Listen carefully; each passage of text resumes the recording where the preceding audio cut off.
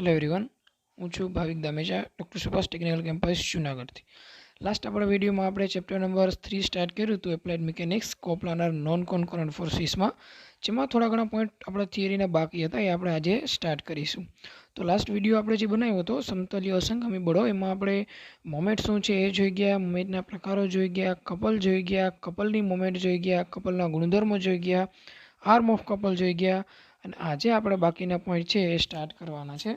તો let us start once again coplanar non concurrent forces.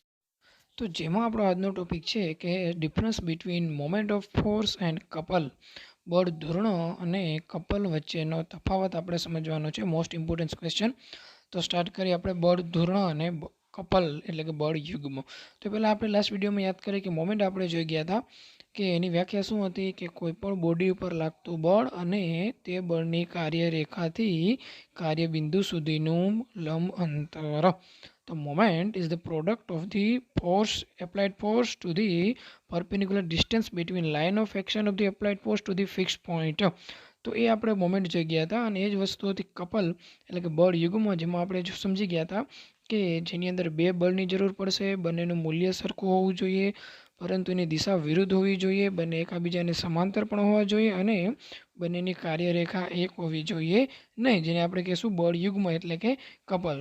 તો શું પહેલો પોઈન્ટ શું કહે છે કે હંમેશા બળ ધોરણો માટે મોમેન્ટ ઓફ ધ ફોર્સ માટે એક બળની જરૂર પડે છે, જ્યારે કપલ માટે બે બળની જરૂર પડે છે, તો જ કપલ આપણે મેળવી શકીએ, અધરવાઇઝ કપલ મેળવી શકતા નથી. નેક્સ્ટ પોઈન્ટમાં જઈએ તો જ્યાં બળ ધોરણો મળે છે એટલે કે મોમેન્ટ આપણને મળે છે, બળને કારણે મોમેન્ટ મળે છે, ત્યાં એક જ બળ લાગતું હોવાથી ધેટ મે બી ચાન્સીસ કે બોડી છે એ રોટેટ થવાની સાથે સાથે કંઈક મૂવમેન્ટ પણ કરે, બળની દિશામાં કંઈક ખસી પણ શકે. જ્યારે કપલમાં બે બળ લાગે છે, બંનેનું મૂલ્ય પણ સરખું છે અને દિશા વિરુદ્ધ હોવાને કારણે અહીંયા પરિણામી બળ જ આપણને 0 મળે છે. એટલે કપલમાં કોઈ પણ બોડી છે એ ગોળ ગોળ ફરશે, માત્ર રોટેટ થશે, વસ્તુની બળની દિશામાં ખસેડી શકતી નથી. આ બીજો ડિફરન્સ રહેશે. ત્રીજો ડિફરન્સ જો આપણે આગળ વધીએ તો ધારો કે તમારે કોઈ બળ ધોરણને એટલે કે મોમેન્ટને બેલેન્સ કરવી હોય, સમતોલનમાં લઈ આવવી હોય, તો આપણે તેટલા જ મૂલ્યનું પરંતુ વિરુદ્ધ દિશાનું બળ લગાડવું પડે કોઈ મોમેન્ટને બેલેન્સ કરવા માટે. પણ જો એવી જ રીતે તમારે કોઈ કપલ એટલે કે બળ યુગ્મને બેલેન્સ કરવી હોય તો સામે તમારી પાસે એટલા જ મૂલ્યનું પરંતુ વિરુદ્ધ દિશાનું બળ યુગ્મ હોવું જોઈએ, એટલે કે બે બળોની જોડ હોવી જોઈએ. કોઈ સિંગલ બળથી આપણે કપલને સમતોલનમાં ન લાવી શકીએ. બળ યુગ્મને સમતોલનમાં લાવવું હોય, કપલને સમતોલનમાં ન લાવવું હોય, તો આપણી પાસે બે બળની એવી જોડી હોવી જોઈએ, એટલે કે સામે એટલા જ મૂલ્યનું પણ વિરુદ્ધ દિશાનું બળ યુગ્મ હોવું જોઈએ. ચલો લાસ્ટ ડિફરન્સ છે કે બળ ધોરણો. હમણાં આપણે જોઈ ગયા મુજબ કે બળ ધોરણોમાં એક જ બળ હોવાથી એનું કંઈક રિઝલ્ટન્ટ આપણને મળે છે, એનું કંઈક પરિણામી બળની વેલ્યુ આપણને મળે છે, જ્યારે કપલમાં બળ યુગ્મમાં બે બળ હોય છે, મૂલ્ય સરખા દિશુ વિરુદ્ધ હોવાને કારણે એનું પરિણામી બળ કેવું મળે છે? શૂન્ય રહે છે. તો સરસ મજાનો ટોપિક છે difference between moment of force and couple. આગળ વધીએ, આપણો નેક્સ્ટ ટોપિક છે વેરિગ્નેન્સ પ્રિન્સિપલ ઓફ ધી મોમેન્ટ. વેરિગ્નેનનો બળ ધોરણનો સિદ્ધાંત. વેરિગ્નેન નામના સાયન્ટિસ્ટે આ આપણને સિદ્ધાંત આપેલો હોવાથી ઓળખાય છે વેરિગ્નેન્સ પ્રિન્સિપલ. હવે સ્ટેટમેન્ટ ડાયરેક્ટ ન વાંચતા પહેલાં આપણે ફિગર ઉપર ફોકસ કરીએ. અહીં તમે જોઈ શકો છો સ્ટુડન્ટ્સ કે બે ફિગર આપેલી છે, એક લેફ્ટ સાઈડ અને એક રાઈટ સાઈડ. ધારો કે પહેલાં આપણે લેફ્ટ સાઈડ ઉપર ડિસ્કશન કરીએ. કોઈ એક બોડી લીધી છે અને બોડી ઉપર 3 બળો લાગતા આપણને દેખાય છે, P1 બળ, P2 બળ અને P3 બળ. અને એ ત્રણેય બળમાં એક્ઝેક્ટલી સેન્ટરમાં એક બિંદુ રહેલું છે, O બિંદુ. બોડીના સેન્ટરમાં રહેલું છે O બિંદુ. હવે ધારો કે આ O બિંદુની સાપેક્ષમાં હું ત્રણેય બળ પાસેથી મારે જો મોમેન્ટ જોતી હોય તો એનું લંબ અંતર આપણે આકૃતિમાં જોઈએ તો P1 બળ અને O બળ વચ્ચેનું લંબ અંતર x1 દેખાય છે, એવી રીતે P2 બળ અને O બિંદુ વચ્ચેનું લંબ અંતર x2 દેખાય છે, અને P3 બળ અને O બિંદુ વચ્ચેનું લંબ અંતર આપણને x3 દેખાય છે.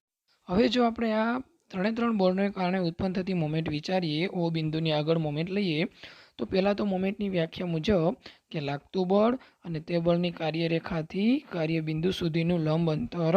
તો લાગતા બળ છે અહીંયા P1, P2, P3, કાર્યબિંદુ O છે, અને બધા બળોનું O બિંદુ સુધીનું લંબ અંતર x1, x2 અને x3 છે.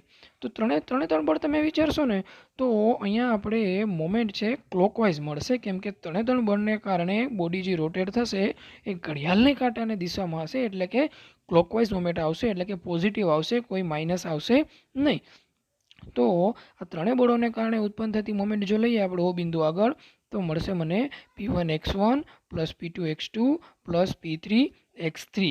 ઓકે સ્ટુડન્ટ્સ, હવે આપણે જોઈએ રાઇટ સાઈડની ફિગર. સેમ એમાં એક બોડી રહેલી છે અને એમાં એક બળ લાગે છે અને એને દર્શાવ્યું છે મેં આરથી. અને આર એટલે શું? તો આપણે સેકન્ડ ચેપ્ટરમાં જોઈ ગયા કે પરિણામી બળ. પરિણામી બળ વિશે જો વાત કરું તો પરિણામી બળ આપણને શું કહેતું હતું કે કોઈ પણ બોડી ઉપર ઘણા બધા બળો લાગતા હોય તો એ બધા બળોની અસર જો એક જ બળમાં આપણે દર્શાવવી હોય તો એના માટે પરિણામી બળ ઇનફ છે. પરિણામી બળ કેવી રીતે શોધવું એની મેથડ્સ પણ આપણે જોઈ ગયા. ઉદાહરણ તરીકે સમાંતર બાજુ ચતુષ્કોણ હતો, કોમ્પોઝિશન મેથડ હતી, વિઘટનની રીત હતી, વગેરે વગેરે. તો અહીંયા આપણે એ જ સમજવાનું છે કે આપણી લેફ્ટ સાઈડની બોડીમાં 3 બળો લાગે છે અને એની મુવમેન્ટ મળે છે P1x1 plus P2x2 plus P3x3. હવે આ 3 બળોની અસર મેં એક બળમાં દર્શાવી એટલે કે પરિણામી બળ આરમાં દર્શાવી અને ઓ બિંદુ આગળ હું પરિણામી બળની જો મોમેન્ટ લઉં તો એ મને મળશે R into x. Clear? R into x. તો આ બે ફિગર આપણને કંઈક આવું કહેવા માગે છે. અને આની ઉપરથી વેરિગ્નેન સાહેબે આપણને એવું કીધું છે કે આ બંને મોમેન્ટ કેવી થશે? સરખી થશે. જો એનું સ્ટેટમેન્ટ આપણે સમજીએ કે કોઈ વસ્તુ ઉપર ઘણા બધા સમતલ્ય બળો લાગતા હોય તો આ બધા જ બળોનું કોઈ એક બિંદુ આગળનું મોમેન્ટ તે બધા બળોના પરિણામી બળની મોમેન્ટ જેટલું થાય છે. રિપીટ કરું છું કે કોઈપણ બોડી ઉપર કોઈપણ વસ્તુ ઉપર ઘણા બધા સમતલ્ય બળો લાગતા હોય. ઉદાહરણ તરીકે P1, P2, P3 લાગે છે તો આ બધા બળોનું કોઈ એક બિંદુ આગળનું મોમેન્ટ એટલે કે P1, P2, P3 બળનું ઓ બિંદુ આગળનું મોમેન્ટ એ બધા બળોની પરિણામી બળની મોમેન્ટ જેટલું થાય છે. એટલે કે પરિણામી બળ આપણે આર લીધું છે અને આરનું ઓ બિંદુ સુધીનું મોમેન્ટ આર ઇન્ટુ એક્સ. એટલે વેરિગ્નેન સાહેબે શું કીધું કે P1x1 plus P2x2 plus P3x3 બરાબર આપણે આર ઇન્ટુ એક્સ લઈ શકીએ છીએ. તો આ તો વેરિગ્નેનનો બળ ધોરણનો સિદ્ધાંત. અહીંયા 3 બળ તો આપણે ઉદાહરણ તરીકે લીધું છે. ઘણા બધા બળ લાગતા હોય તેનું પરિણામી બળ છે બે મોમેન્ટ કેવી થાય છે? સરખી થાય છે. તો વેરિગ્નેન્સ પ્રિન્સિપલ ઓફ ધી મોમેન્ટ. હવે નેક્સ્ટ આપણે આગળ વધીએ તો આપણે બે નાની એવી થિયરી છે જે લોજિકલ છે, બે માર્ક્સમાં પૂછાય એવા ક્વેશ્ચન છે. એવા ક્વેશ્ચન સમજવાના છે. શું કહે છે કે સમતલ્ય સમાંતર બળોના સમતોલનની શરતો. સમજો નિરાતે.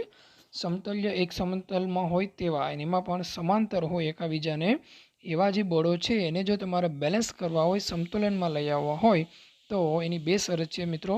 કે શું કહે છે કે બધા જ બળો છે, બધા બળો સમાંતર છે, બધા જ બળો છે એનો બેઝિક સરવાળો કેવો થાય? 0 થાય.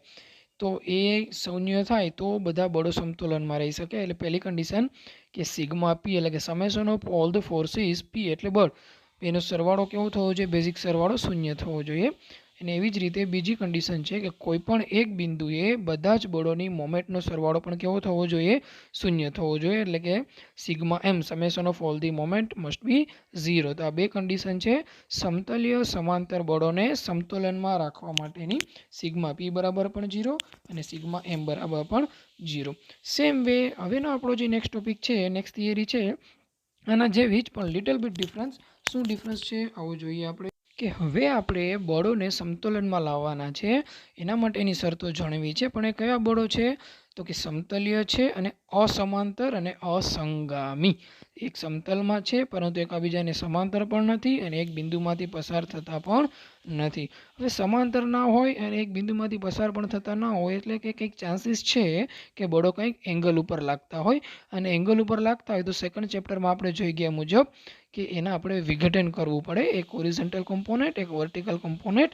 એટલે કે પહેલી કન્ડિશન આપણને કહેવા માગે છે કે બધા જ બળોનો હોરિઝોન્ટલ ઘટકોનો બેઝિક સરવાળો 0 થવો જોઈએ, સિગ્મા H બરાબર 0 મળવો જોઈએ. એવી જ રીતે કે બીજો કોમ્પોનેન્ટ વર્ટિકલ હોય એટલે બધા જ બળોનો વર્ટિકલ કોમ્પોનેન્ટનો બેઝિક સરવાળો પણ 0 થવો જોઈએ. અને લાસ્ટ કન્ડિશન છે કે કોઈપણ એક બિંદુએ બધી જ બળોની મોમેન્ટનો બેઝિક સરવાળો પણ કેવો થવો જોઈએ?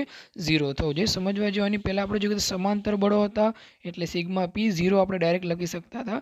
અહીંયા અસમાંતર અને અસંગામી છે એટલે બે ભાગ પડે હોરિઝોન્ટલ વર્ટિકલ. તો હોરિઝોન્ટલના બધા જ કોમ્પોનેન્ટ 0 થવો જોઈએ, વર્ટિકલના બધા જ કોમ્પોનેન્ટનો સરવાળો પણ 0 થવો જોઈએ અને કોઈપણ એક બિંદુએ લાગતી બધી મોમેન્ટનો સરવાળો પણ 0 થવો જોઈએ. તો ડિયર સ્ટુડન્ટ્સ, આપણા એપ્લાઇડ મિકેનિક્સના ચેપ્ટર નંબર 3ના આપણે થિયરીનો એક કન્સેપ્ટ પૂરો કર્યો અને આજના વિડીયોમાં આપણે મોમેન્ટ ઓફ ફોર્સ અને કપલ વચ્ચેનો તફાવત જોઈ ગયા, વેરિગ્નેન પ્રિન્સિપલ જોઈ ગયા, સમાંતર સમતલ્ય બળોની શરતો જોઈ ગયા અને અસમાંતર અસંગામી બળોના સમતુલન માટેની પણ શરતો જોઈ ગયા. તો હવે આપણે નેક્સ્ટ વિડીયોમાં જો એક્ઝામ્પલ સ્ટાર્ટ કરવા હોય તો પાછળના બંને વિડીયો છે, બંને લેક્ચર છે તમારે કમ્પ્લીટ રાખવા જોઈએ. તો ઓકે, મળીશું હવે નેક્સ્ટ લેક્ચરમાં એક્ઝામ્પલની સાથે. Thank you.